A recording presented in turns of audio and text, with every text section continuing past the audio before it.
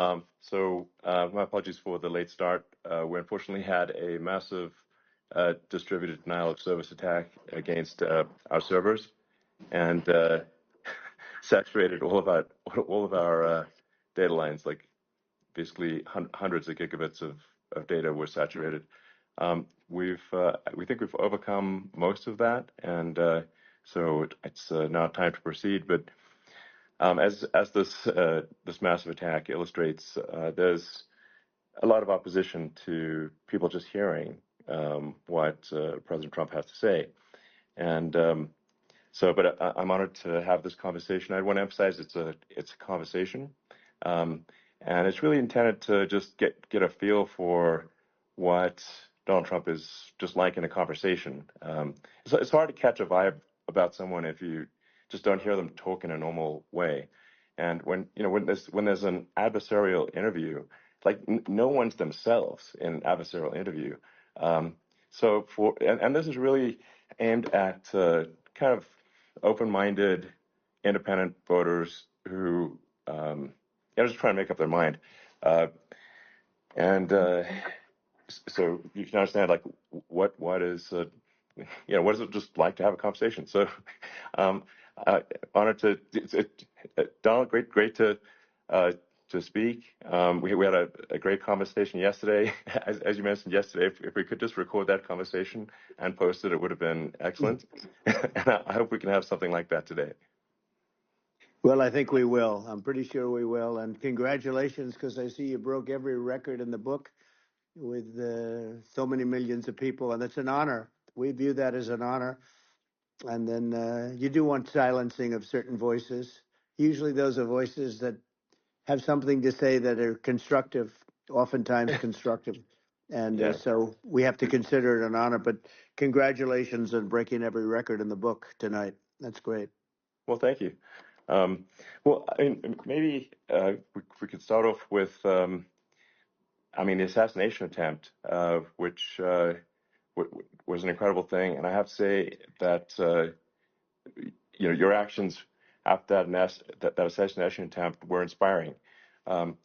You, instead of shying away from things, instead of ducking down, you were pumping your fist in the air and saying, fight, fight, fight. And I think that's, the president of the United States represents America, and I think that is America. That is strength under fire, and so that's a big part of the reason why I was excited to endorse you as the president of the United States for having another term here. Is that was just incredibly inspiring. But I mean, what was it like for you? Not pleasant. I have to be honest. I said there was blood. I had more blood. I didn't know I had that much blood. The doctors later told me that the ear is a place that is a very bloody place if you're going to get hit. But in this case, it was probably the best alternative you could even think about, because it went at the right angle, and it was a hard hit. It was very. I moved down pretty nicely, pretty quickly, and we had bullets flying right over my head after I went down, so I'm glad I went down. The bigger miracle was that I was looking in the exact direction of the shooter, and so it hit. And all because I put down a chart on immigration that showed that the numbers were so great. I love that chart even more maybe now. Maybe it's a sign. Maybe that's a sign, It's an immigration sign. You highlighted a serious issue, and at that moment, the bullet missed your, hit your ear, but missed your head. I mean, the amazing thing is that the sign, I said, bring down that sign on immigration, and such a sad situation. As you know, we lost somebody that was great, Corey, who a firefighter, a great gentleman, a great Trumper. He was just a fantastic family and a fantastic man. And a friend of mine came up, Elon, and said, I'd like to give the family some kind of help. And I said, all right, that's great. He said, do you mind? I said, I don't mind at all. And he wrote out a check for $1 million, gave it to the wife. She said, this is really nice, but I'd rather have my husband back, which is a nice thing for somebody to say, to be honest. She's great. The family is great. and we raised a lot of money for them and for two other gentlemen who are unbelievable people also. They were hit really badly. They thought they were not going to make it, and they did. The doctors in the Butler area, I tell you, they were incredible. They saved the two, and they were really hit tough, both of them equally.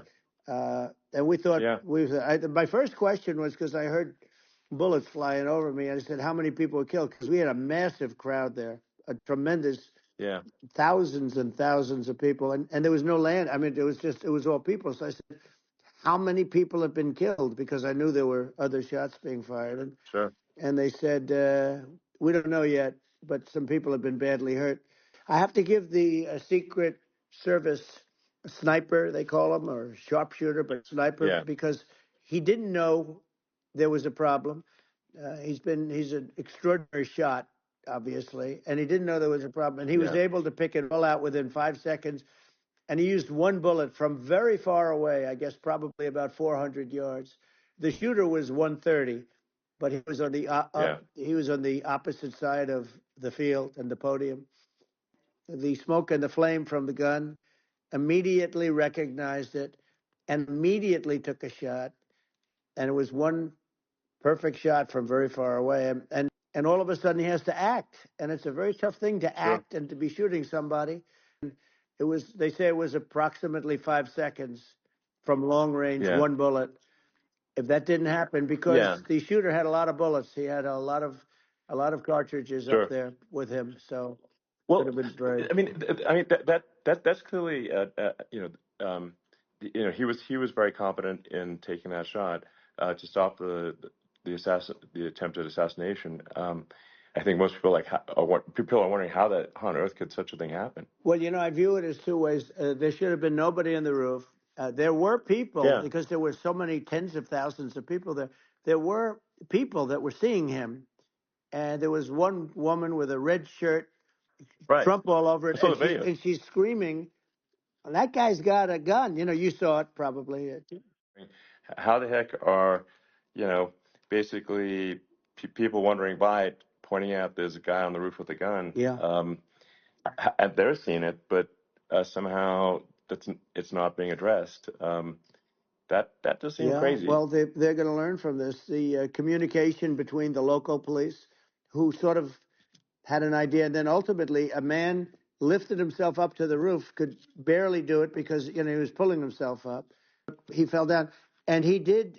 From what I understand, he did say, "There's a guy up there with a gun." And the shooting started very quickly after that. I think it forced the shooter to go maybe quicker. You're supposed to be a very good shot. My sons, Don and Eric, they can't believe what happened, but they said from 130 yards, a bad shot would hit that target almost every time. They said it's like in golf, sinking a 2-foot putt. Yeah, it's not a tough shot. It's not a long shot. The Secret Service person had the long shot. He had triple the distance actually. So it was a terrible thing. Look, it's hard. I have to say this about the Secret Service. When I went down, when guns go off, and it does happen in stadiums at a soccer match or some kind of a match, everybody flees. They call it a stampede, like cattle. But everybody, and a lot of people get killed with those stampedes. We had more people than you'd have at, some of these matches or these games, and it's almost like they wanted to be with me. Well, out front, you had thousands, tens of thousands of people. As far as the eye could see, you had people in Butler, and a lot of press too. There was, many cameras on watching this. It's what makes it so different, because normally things happen that aren't good, but you never have a picture of it. Here we have all these cameras shooting it. He sort of missed. I mean, he but as got you say, me, but he it would have could have hit. been. It could have been a much bigger problem.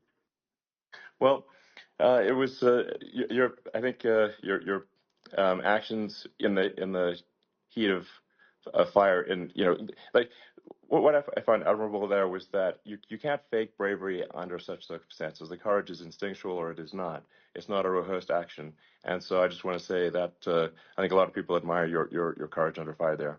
And Right. yeah, so Thank you very yeah, much. I appreciate it. I didn't think of it. I just wanted to get up and I wanted to stand up. I wanted to let people know, I felt I was good when they were on top of me, covering me, actually, very much covering me and very bravely. But I wanted to get up. I said, I want to get up. And they wanted, they have everything there. They wanted stretcher. I didn't like the stretcher. And I knew I was hit in the ear, but I knew I wasn't hit anywhere else. They felt I was hit someplace else yeah, because it was such a lot of blood. Was I alive? You really couldn't tell. When I stood up before the hand, before the fist in the air, uh, they didn't know if I was alive. Nobody did.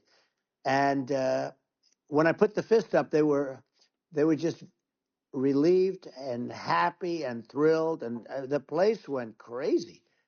It was pretty amazing. yeah. It was a Well, terrible thing, but it it was was really nice. incredibly moving. Yeah. Well, and I mean, speaking of the the sort of slide that got you to turn that uh, saved your life really was the illegal immigration Right. slide. Maybe this That's right. maybe this is worth talking about that It since was. It was. that slide You're saved your right. life No, basically. the illegal immigration saved my life. You're right, but it was. And I I had to know be at that's that exact angle.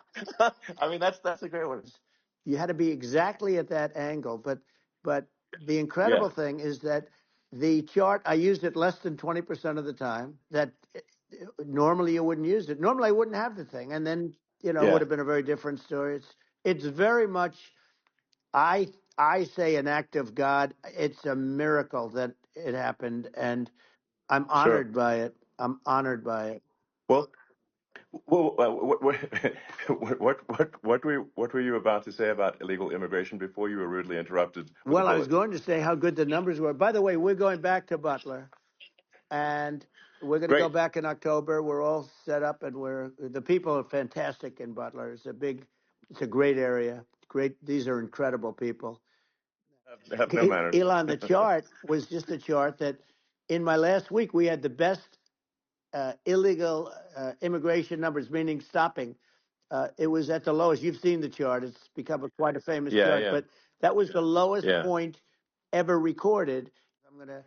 I'll be sleeping with that chart. That chart was very important for a lot of reasons. Well, I mean, would it be accurate to say that you're supportive of legal immigration, um, but but we also need to shut down illegal immigration and especially unvetted illegal Yes, immigration because and that's not the same as saying that everyone who's an illegal immigrant is bad. In fact, I think most people who are illegal immigrants are actually good, but you can't tell the difference unless there's a solid vetting of who comes across the border.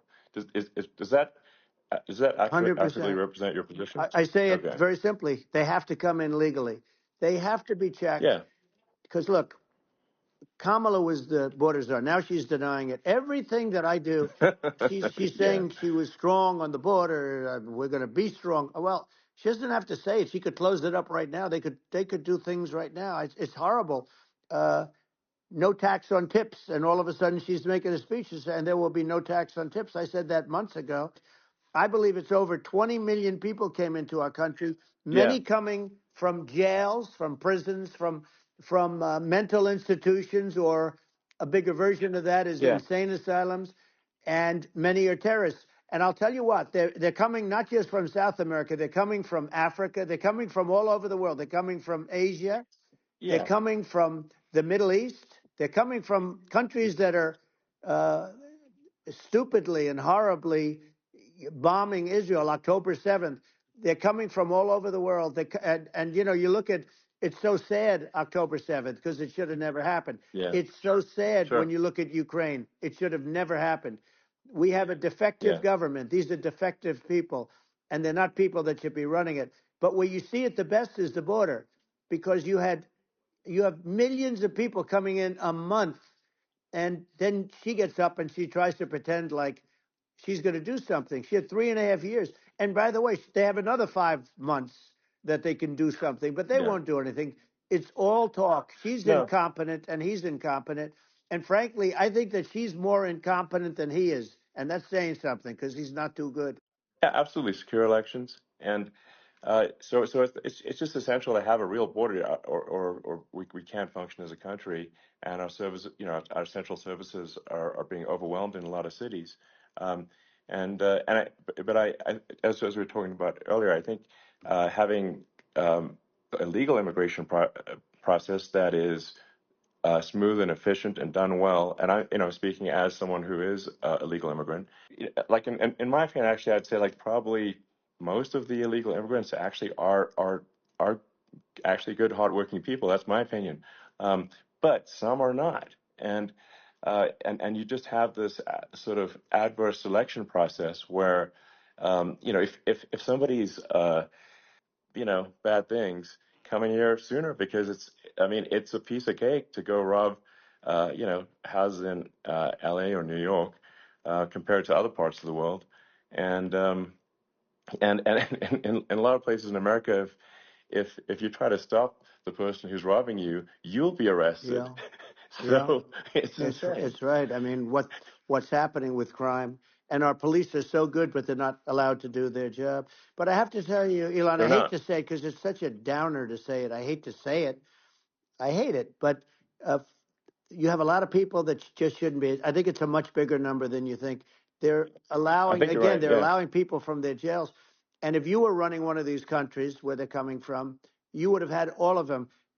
As an example, Venezuela, their crime is down 72%.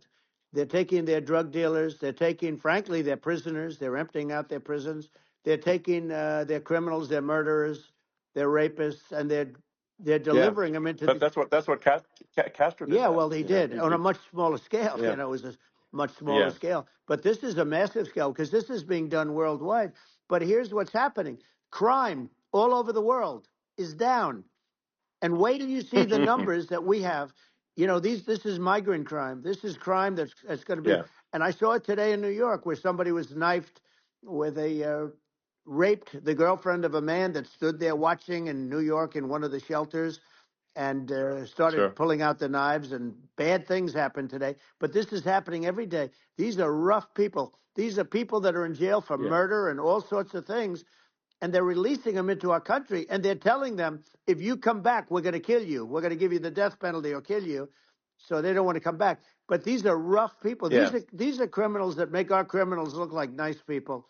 Had nothing to do with the problem Yeah. is. But she was the Well. border czar, and the people Yeah. Yeah. can't allow them to get away with their disinformation campaign. Now she's trying to say that she wasn't really involved, and the whole thing is horrible. She was totally in charge. She could have shut the border down without him. He didn't know what he was doing anyway, so he wouldn't have even known Yeah. what happened. You could shut the border down; he Yeah. wouldn't even know the difference. It's simply not working. No, it's horrible. Whether it's a question of intention or competence, either way, we don't have a secure border, and we have people streaming over like it looks like a World War Z zombie apocalypse at times. And sometimes you got to sort of wonder, like, is it real or not? So because you see things, you're like, is it real? So I went to the border at Eagle Pass, and I saw for myself in Texas, and I was like, okay, it's real. I'm like seeing this in real time. I actually posted the video like just live. I just flew there one day and just to see, hey, is this made up or real? And I'm just seeing people stream across the border, and I have to say, at least the people that I saw did not look friendly. So These are people people. can look at my video and say, hey, Yeah. does these people look friendly? I don't look super friendly. So These are people that um, Elon would not be the same man if he had to walk across the street and look these people in the eye. These are rough people. These are really rough people coming across. And these are people that we don't want in our country. And, the caravans are coming in and they're putting, and who's doing this are the heads of the countries. And the reason the numbers are much bigger than you would think is they're also taking their non-productive people. Now, these aren't people that will kill you. We have enough of them, but these are people that are non-productive. They are just non-productive. I mean, for whatever reason, they're not yeah, yeah, workers, or they don't want to work, or whatever. And these countries are getting rid of non-productive people in the caravans in many cases. And I saw an ad by Kamala saying how she is going to provide border security. Where has she been for 3.5 years? For 3.5 years, yeah. No, we have 20 million people this I poured think is in. It's a terrible I thing. think this, frankly, I think this is a fundamental existential issue for the United States. And if we have another 4 more years of open borders, and it's going to be even worse with another 4 more years, it's going to be even worse than it's been for the past, 3.5 years. I'm not sure we've got a country You don't left have a country at that left. point. Elon, if they get in, you will have 50 to 60 million people from all over the world, not South America only. You know, we think of South America, we think of Honduras and El Salvador, Guatemala, and Mexico, you know, the four. But it's not that. It's everywhere. They're coming in from Yeah, everywhere. And I had to stay in Yeah, I think Mexico. this is a super important Yeah. point. Like people, it's like basically when I went down there, I was like, well, where are people from? It's like almost no one was from Mexico. To be No, clear, Mexico it's less it's just it's just less it's than just the the others. border. It's just the border with Mexico. But the people coming in, it's Earth, the rest of Earth, and America is only about 4 or 5% of the population of Earth. It would only take a few percent of the rest of Earth to overwhelm everything in the We're U.S. already So. overwhelmed, Elon. We're overwhelmed. You had to see the news tonight about New York. New York, and I love that place, and what they're doing to it is horrible, what they're doing to it. And all the courts do is they Yeah, try and focus on Trump. Okay, then let's focus on Trump, who did nothing wrong. I complain about a rigged election, and they don't want to come back, but they won't come back. sure. But they're coming from Africa, they're coming from Asia, they're coming from the Middle East, they're coming from South Well, America, just they're Earth, coming from rest of Earth, everywhere, basically. and there are a lot of Yeah, really everywhere on bad Earth. ones. It's just an everywhere on Earth thing, and it's just not possible for the United States to absorb everyone from Earth, or even a few percent of the rest of Earth. It's just not possible. Well, So Elon, we're going to have that's just to yeah, finish this up, we're going to have the largest deportation in history. I beat Biden. He failed in the debate miserably. And, you know, some people said, oh, gee, it's too bad. It's too bad he did so badly, or I did well in the debate. You know, the first night they said, wow, one of the people at CNN said that was the greatest debate performance I've ever witnessed. And then 2 days later, they didn't talk about that. They just said he was bad. This was a coup of a president of the United States. He didn't want to leave, and they said we can do it the nice yeah. way or we can do it the No, hard way. yeah. No, I mean, they just took him out back behind the shed and basically shot him. Oh, what they did Biden. with this guy, So and I'm no yeah. fan of his, and he was a horrible president, the worst president in history. And one of the reasons he was so bad, first of all, the Israeli attack would have never happened. Russia would never have attacked Ukraine, and we'd have no inflation. And we wouldn't have had the Afghanistan mess, if you think of it, Well, and we wouldn't have had yeah. Afghanistan. But we think of it, Well, yeah. you take a few of those events away, and we have a different world. We would also have No, no no, you're yeah. inflation was caused by oil. Yeah, no, no. I think you're making an excellent point here, which is that when other countries can, that are, are thinking about invading or doing bad things, when they're thinking about that, they're thinking about, okay, what's the American president going to do, and do they fear the American president, or is there someone they do not respect and do not fear? And I think they would they rightfully be.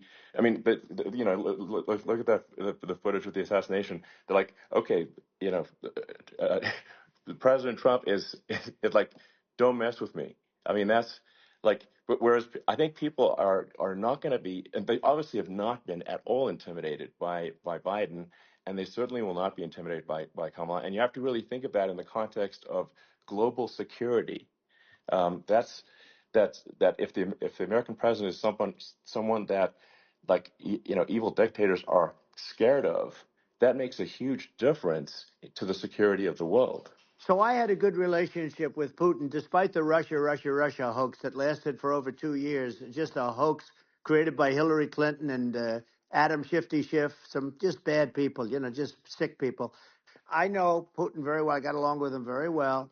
He respected me, and it's just one of those things. And we would talk a lot about Ukraine. It was the apple of his eye. But I said, don't ever do it. Don't ever do it. You know, I shut down Nord Stream 2. That was the big oil pipeline, the biggest, I think, the biggest pipeline in the world going all over Europe. I shut it down. He actually said to me one time, he said, if you're my friend, I'd hate to see you as an enemy. I shut down his pipeline, the biggest pipeline. They were looking at that to Yeah. fund. And this pathetic president gets in there. And the first thing he did, one of the early things he did, is he shut down Keystone XL pipeline, which is our pipeline that would have employed 48,000 people, pipeline workers, shuts it down. That was, a massive job that Obama refused to allow. Yeah. I allowed it in my first week because it was jobs and it moved oil. And by the way, in a much more environmentally friendly way. It's underground. It's not a truck that catches on fire or a train that catches on fire. But think of it. He shut down the XL pipeline, the Keystone XL pipeline. Yeah. He shuts that down and he approves the Russian pipeline. Yeah, it doesn't make any Right? sense. It's inconsistent. Certainly but I mean, I think it's just worth emphasizing, to listeners the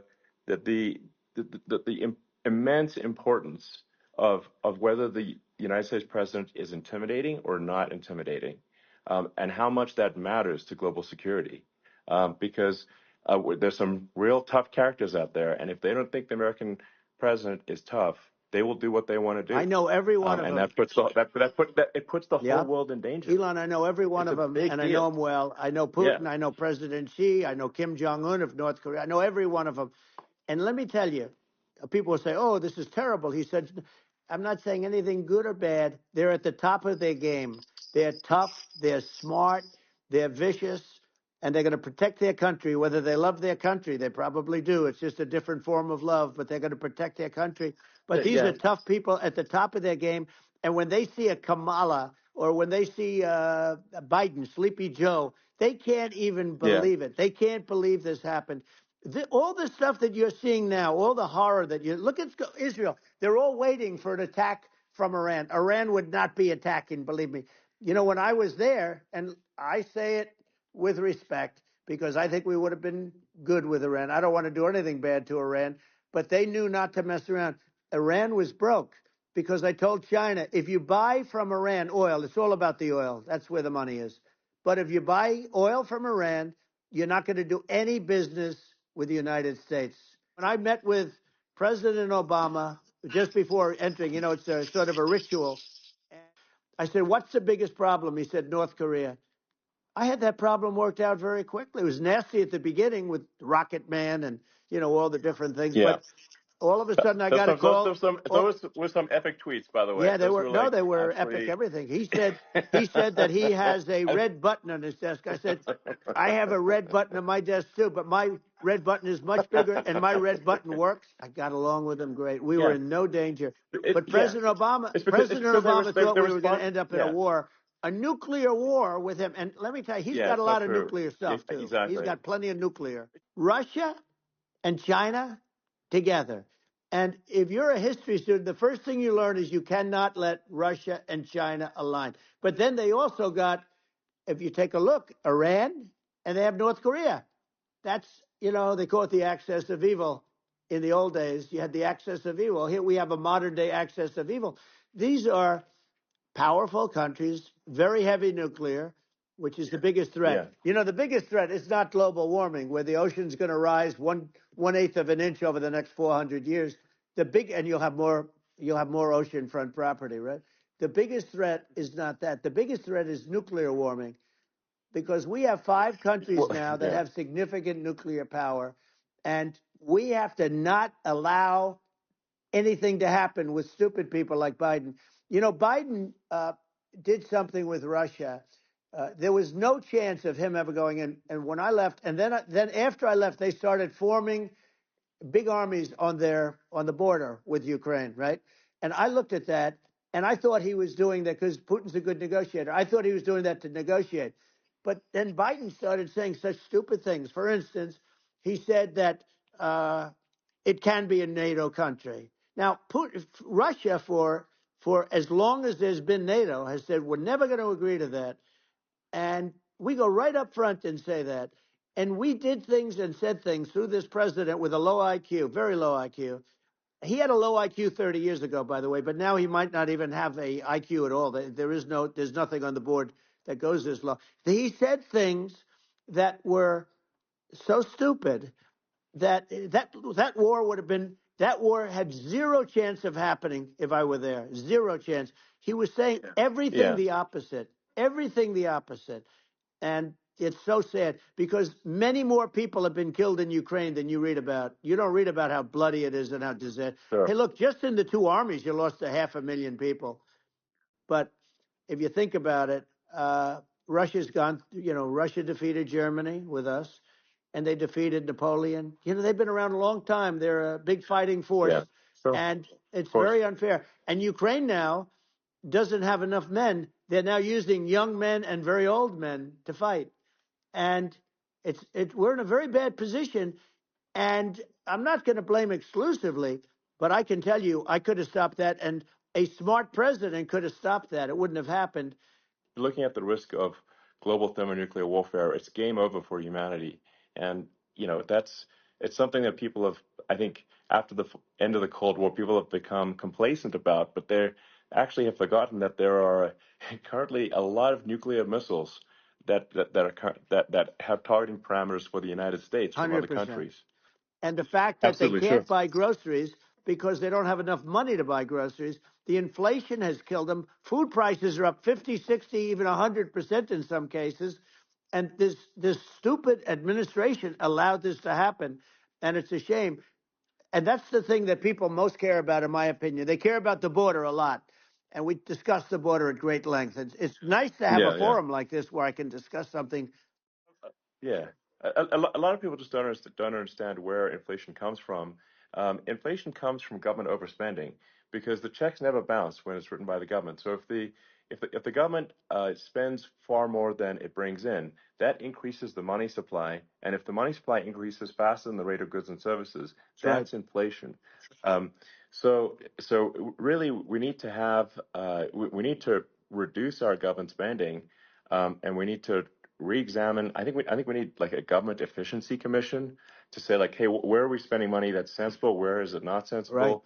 And we need to live within our means. We're currently adding, I think, $1 trillion to the deficit roughly every 100 days. That's right. And the interest payments on the national debt have now exceeded the defense budget. It's on the order of $1 trillion. It's interest, and it keeps growing. I rebuilt our military, largely rebuilt our military. Did a great job on it, which was so important. We had jets, we had fighters that were, and bombers that were 70 years old, and we did a great job in that. Gasoline. Now your cars don't require too much gasoline, so you have a good, and you do make a great product. I have to say, I have to be honest with you. That doesn't mean everybody should have an electric car, but these are minor details. But your product is incredible. But the gasoline, Elon, is the cost of energy. Not only gasoline, it's the cost of heating your house and cooling your house. That has to come down.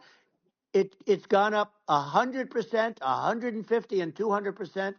And that has to come down. When that comes down, and we're going to drill, baby, drill. They stopped drilling, and then they went back to drilling because they went back to the Trump policy. But if they won the day after they get into office, this country will go out of business because they're going to go to an energy policy that's not sustainable. Sure. Well, just going, back to this, like this basic thing, that people try to make it sound complicated, but it's not. But inflation is caused by government overspending. Would you agree that we need to take a look at government spending and have perhaps a government efficiency commission that just tries to make the spending sensible and so the country lives within its means, just like a person does. The waste is incredible, and nobody negotiates prices. One of the first documents they asked me to sign, a general walks in, sir, would you please sign this document? And what is it? Air Force One. That's with Boeing, which is basically two planes, two 747s.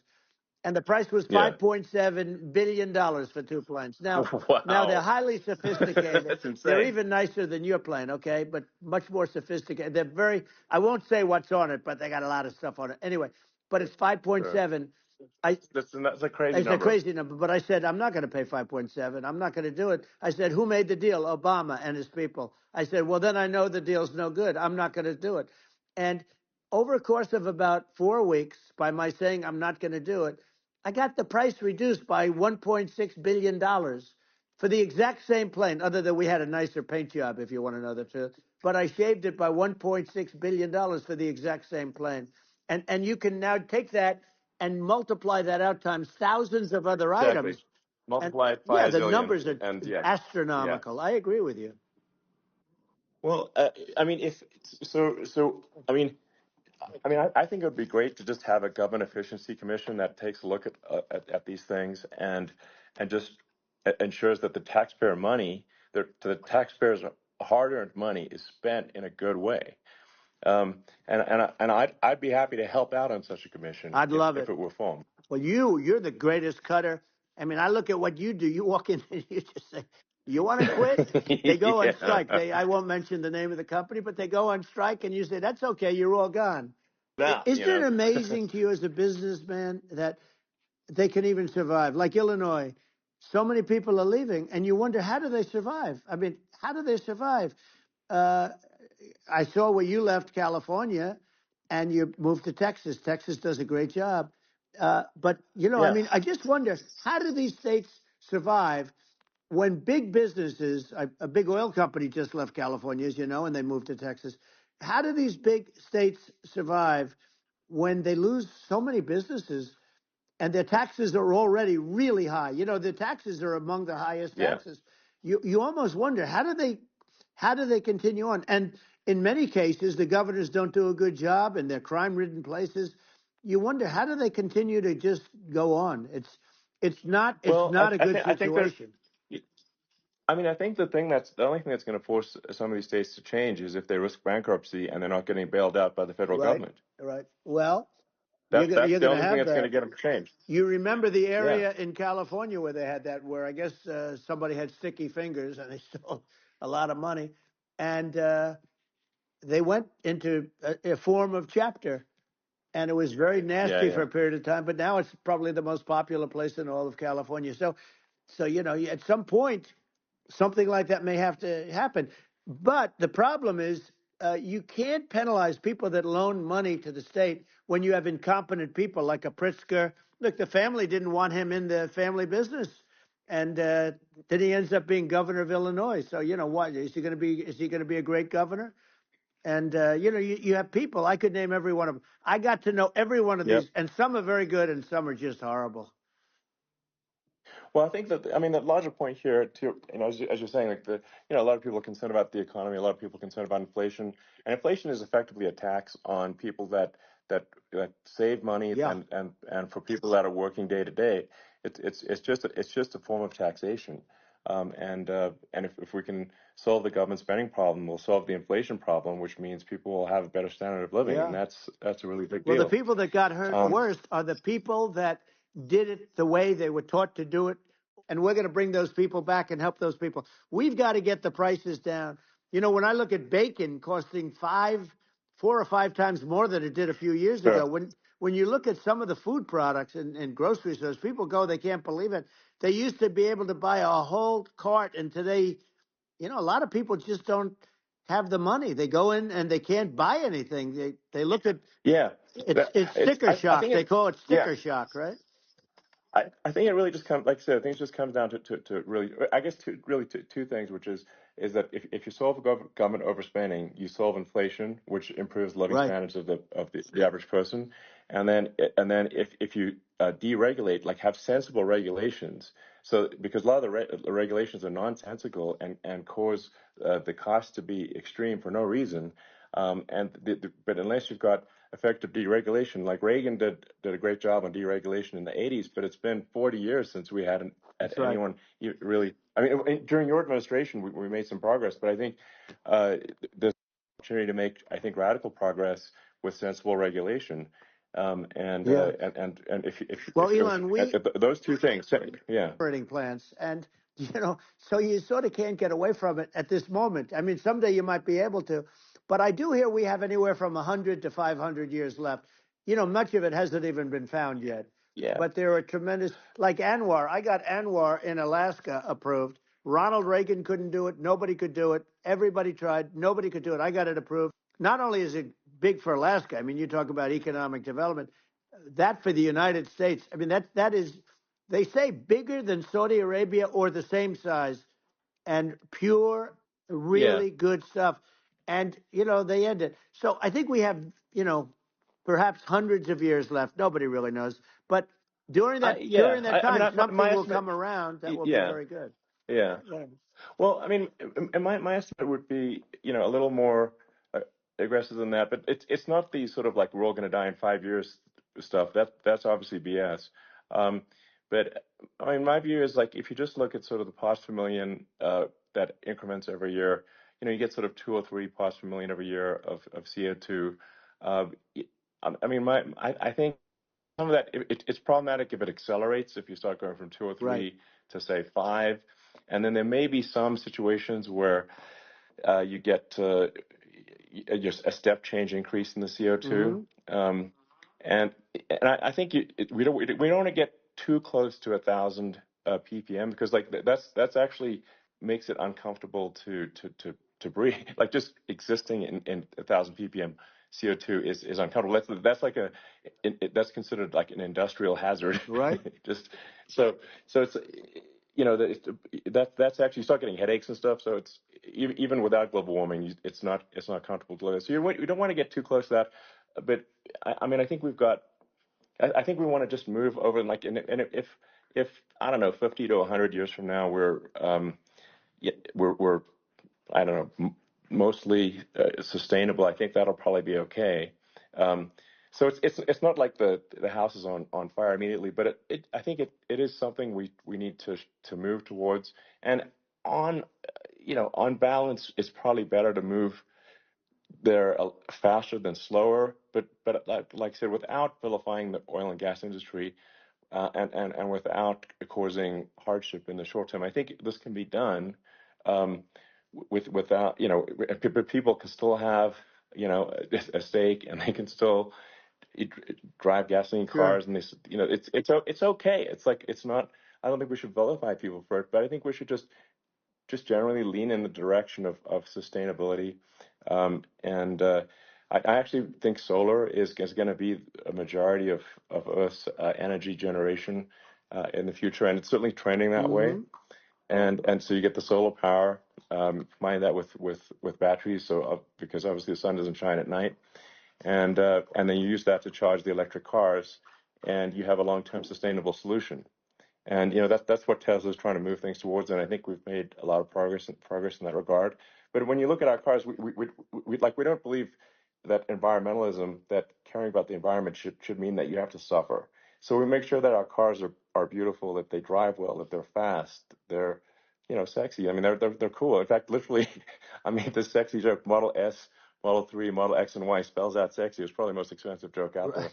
Um, but I don't know, I like cheesy humor, So, um, but I'm a big fan of, like, let's have an inspiring future, and Yeah. let's work towards a better future, and we can do so without demonizing Right. people. I'm okay. It's very interesting. You use the word global warming, and today they use the word climate change because you have some places that go up, and so they were getting themselves in a little trouble with the word global warming because not every place is warming. Some places are going the opposite direction. But 5 countries and getting more. China is much less than us right now, but they're going to catch us sooner than people think. They're way lower. Russia and us are number one, and I mean, we're sort of tied. And China is far behind, but they're developing at a level that you're not surprised to hear very fast. They'll end up catching up, maybe even Yeah, surpassing. But to me, the biggest yeah, problem is not climate change. It's not and everything's a problem, but it's degrees.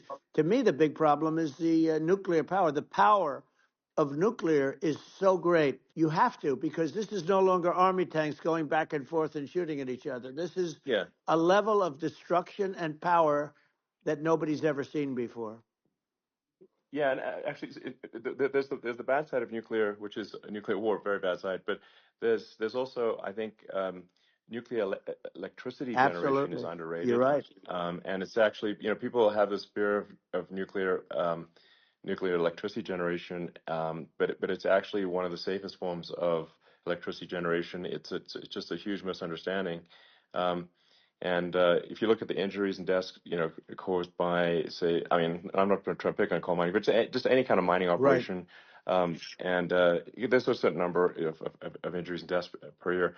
And you compare that to nuclear. Nuclear is actually way better. So it's underrated as an electricity source, and I think it's something that's worth reconsidering. But there's so much regulation that people can't get it done.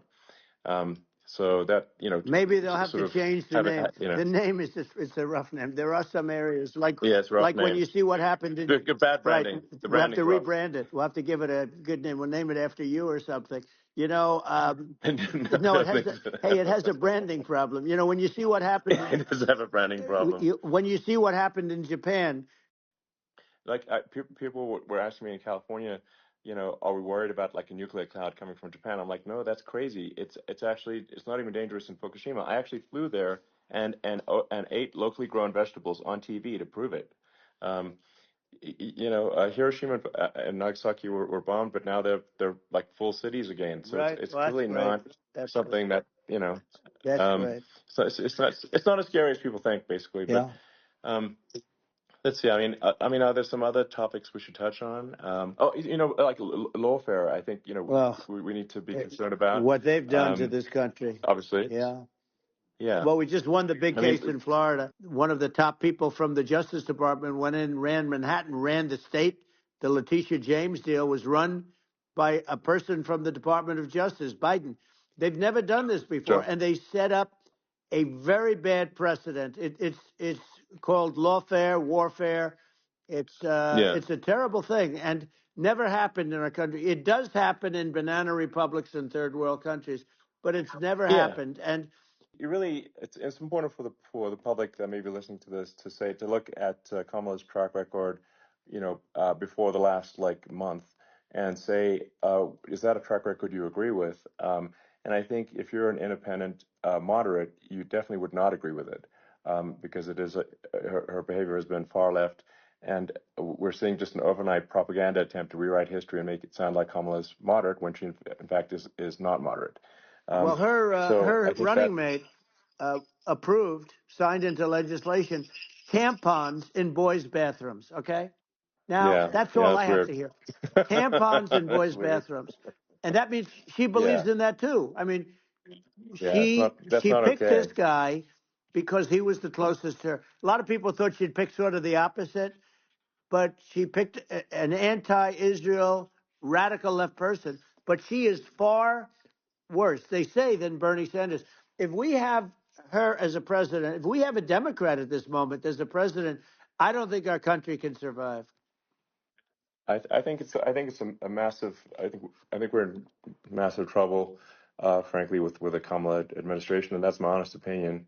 And I think really it's essential that you win for the good of the country for this election, and that's understating my opinion. Now, you may have seen this, but I got a letter from the EU Commission saying to not have disinformation on during this discussion that we're having, and there's a lot of attempts to do censorship and to force censorship even on Americans from other countries, and what do you think about that? Well, I know the European Union very well. They take great advantage of the United States in trade, as you know. We, through a different forum, NATO, we protect them. And yet, if you build a car in the United States, you can't sell it in Europe. You just can't sell it. It's impossible. The same thing with our farmers. Our farmers find it very difficult to do business. We have a deficit with them of $250 billion, which people don't know. It sounds so nice, the European Union, but let me tell you, they're not as tough as China, but they're bad. And I let them know it. And that's probably why they notified you. No, they don't treat our country well. We defend them, with Ukraine. So we're in for 250 billion, and they're in for about 71 billion, and they have the same size. If you add up the European nations that in terms of an economy, it's about the same size. Wouldn't you say as us? And they're in, and they're in much greater risk. I went in and I said, you got to pay up. If you don't pay up, we're not going to defend you any longer. I took a lot of heat, but you know what happened? Billions and billions of dollars came flowing in, and Yeah, you know. I think a lot of the public isn't aware of the fact that the United States pays a disproportionate share of the NATO expenses, And then we get even though taken like advantage of on trade. So think yeah, about it. well, I mean, the point of NATO is defending Europe, and it's it's like then okay, well, why is the United States paying disproportionately more to defend Europe than Europe? That doesn't make sense. That's unfair, and that is an appropriate thing to address. Well, you know, Um, when you talk about so cost cutting and savings and everything else, you know, I was talking about the difference from the people within and the enemies on the outside. In many cases, the people from within are more dangerous for our country than the Russias and the Chinas. If you have a smart president, you're not going to have a problem with them. You're going to do things. yeah, Now they've taken advantage yeah, of us absolutely. incredibly, but you're going to do things with the right person.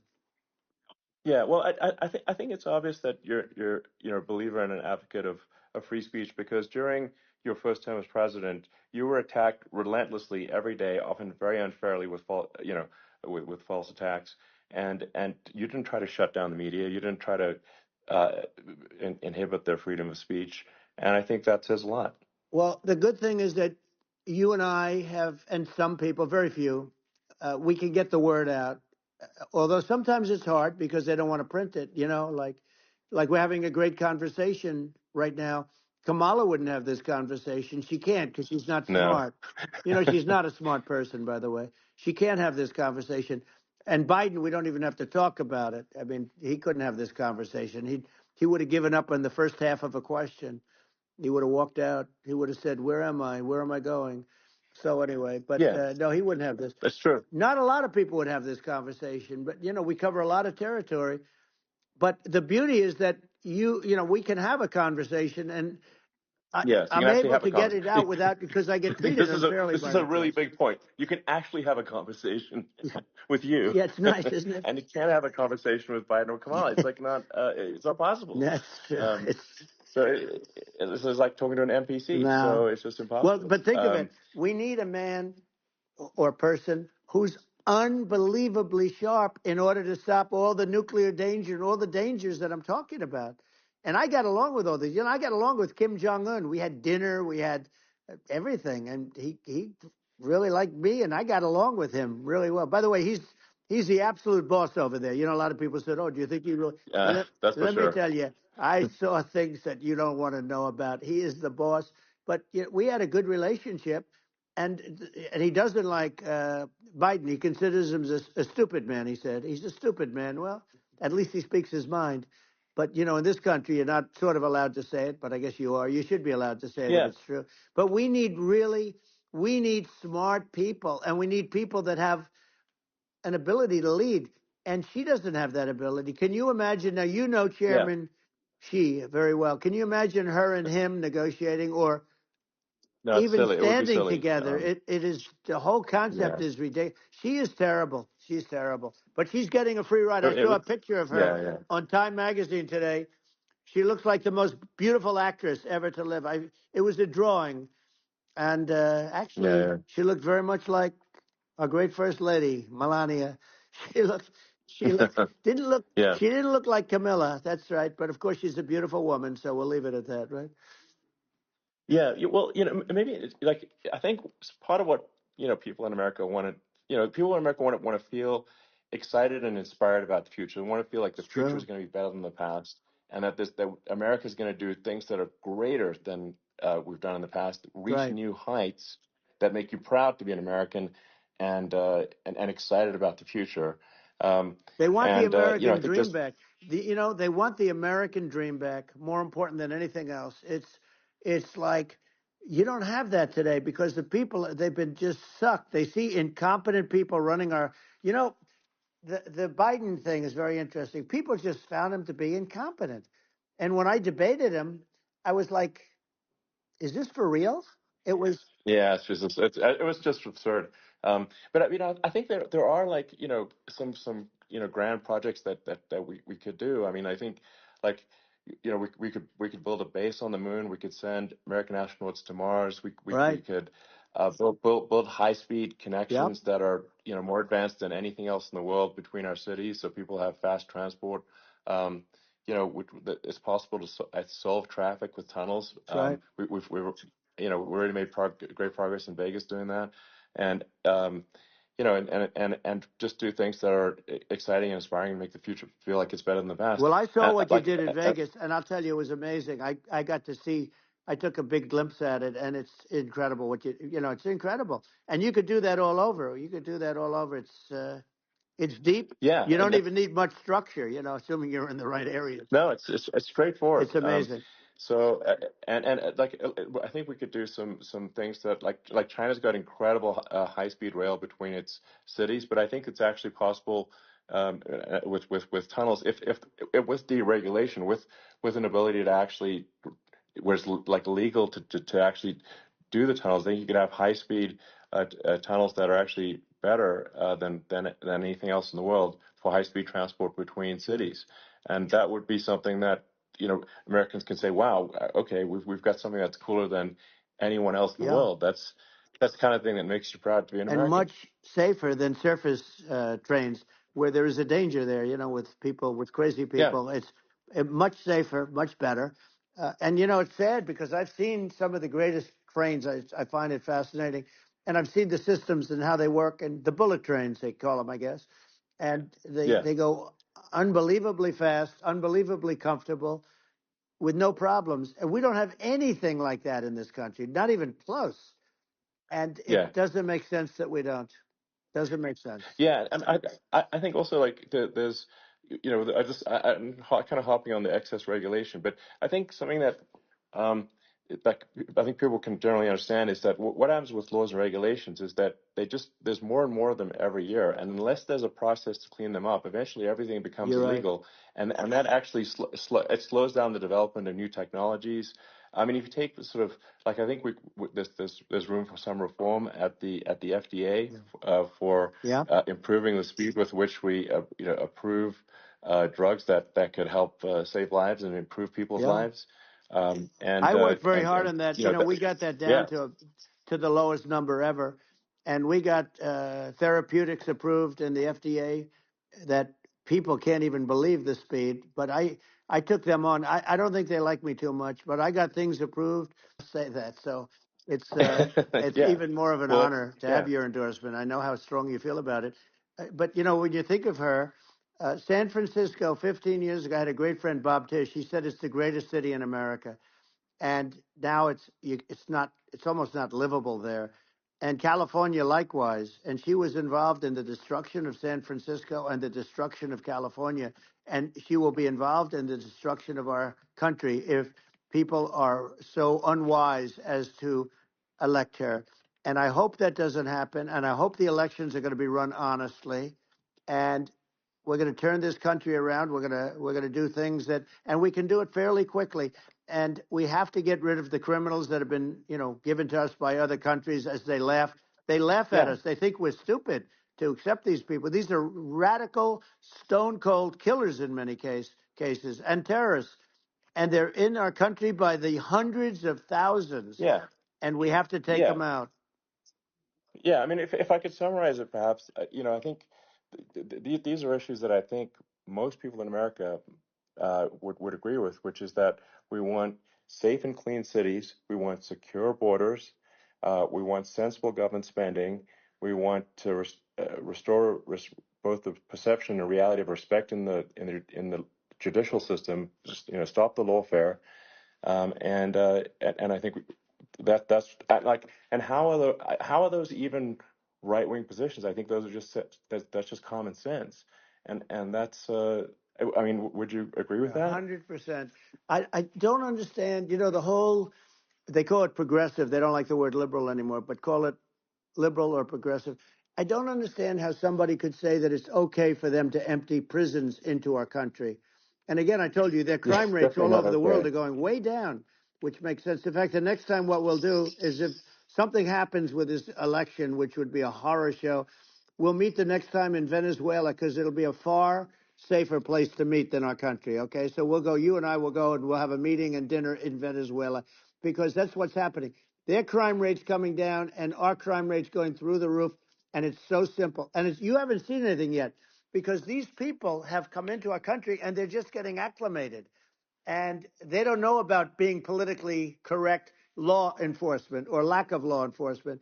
And our police, I have to just end with this. We have great police. We have great law enforcement, but they're not allowed to do their job. They have to be able to do their Yeah. job without being destroyed. Well, absolutely, and it's obviously demoralizing if you're a police officer risking your life to arrest violent criminals who could kill you and do kill you sometimes, and then you arrest the violent criminal, and then the DA doesn't prosecute and that's let the guy out. Yeah. Well, then why should a police officer risk their life to arrest a violent felon Well, even worse, if Elon, nothing's going to happen? even worse, they prosecute the police officer. They go after it, and they prosecute the police officer, and they take away his pension. They take away his Yeah. job. He loses his family. He loses his house.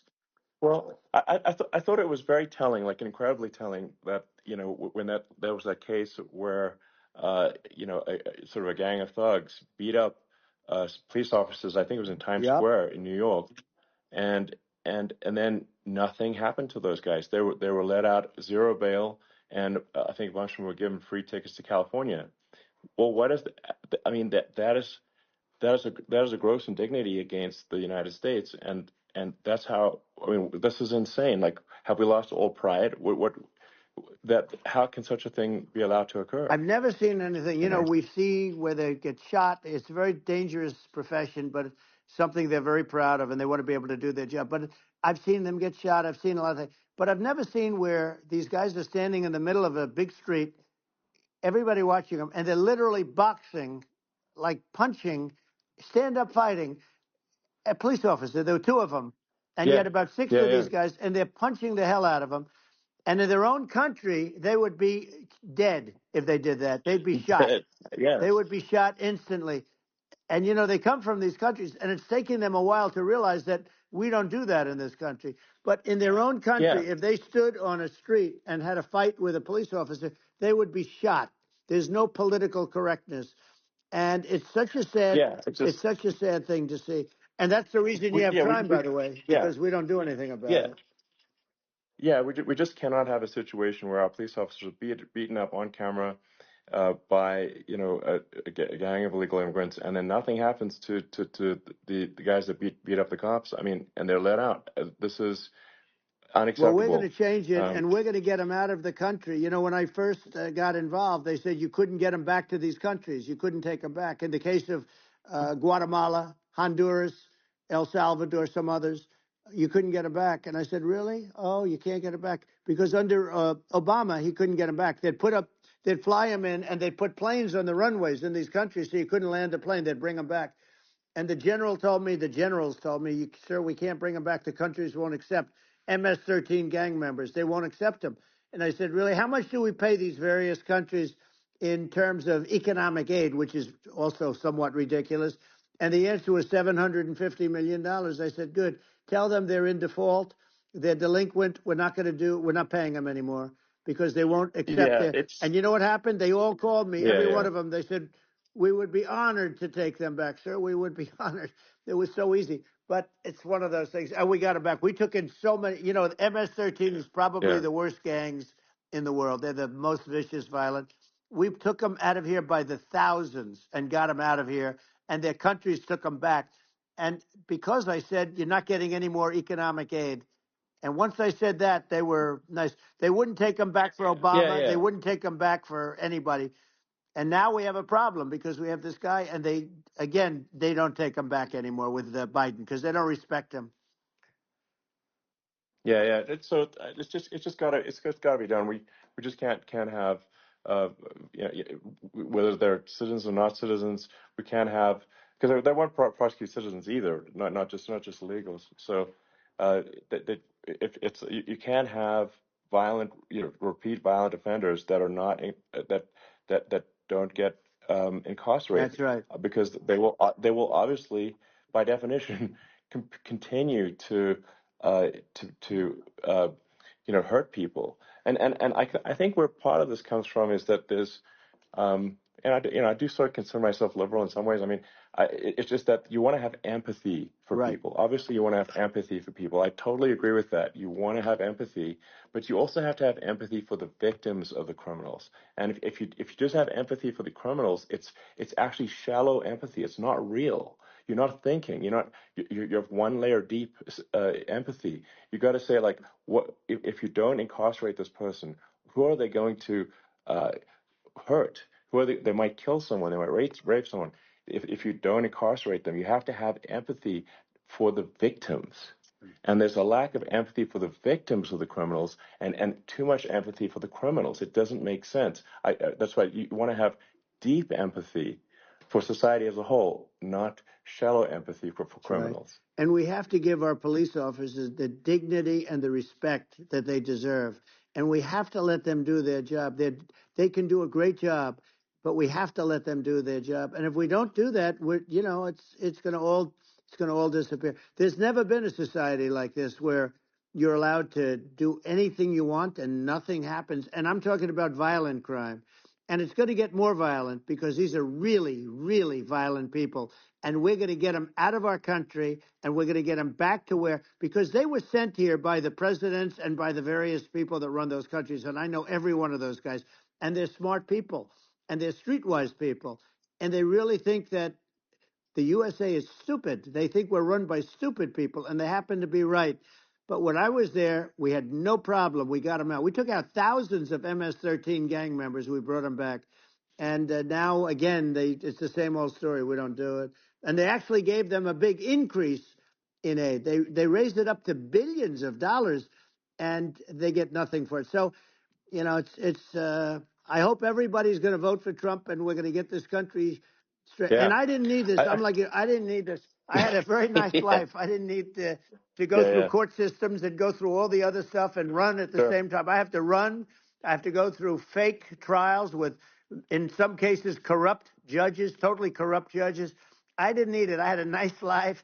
I have great locations. I have beautiful oceans that I have places.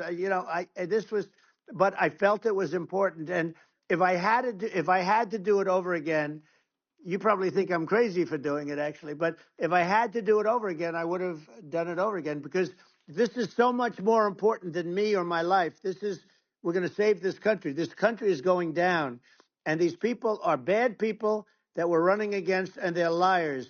They make statements. They do things that are so bad. They say they're going to make a strong border. They say they've been great on the border, and they've been the worst in history.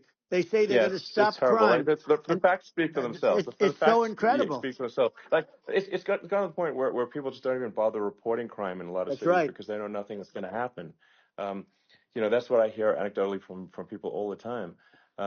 So it's just my values. I'm just saying to people out there, like the things I think are important for the future is, like, we've got to have safe cities, we've got to have secure borders, we've got to have sensible spending, and we've got to have deregulation, and so we can have a prosperous future. And then we want to have some exciting, sort of moonshot projects that people can get fired up about. And that's the future I'm looking for. And I'm pro environment, but I'm not against. I'm not like, I don't think we should vilify the oil and gas industry, because they're keeping civilization going right now. And but I do think we want to move a reasonable speed towards a sustainable energy economy. Those are my values, and I think and so, I mean, that's why I'm supporting you for president. Well, I appreciate it. We're going to give incentive to companies to come into our country, not to leave our country. We're going to be giving tremendous incentives. We want companies to build here, not to build in other locations. And we want to create jobs. And again, it's about the American dream.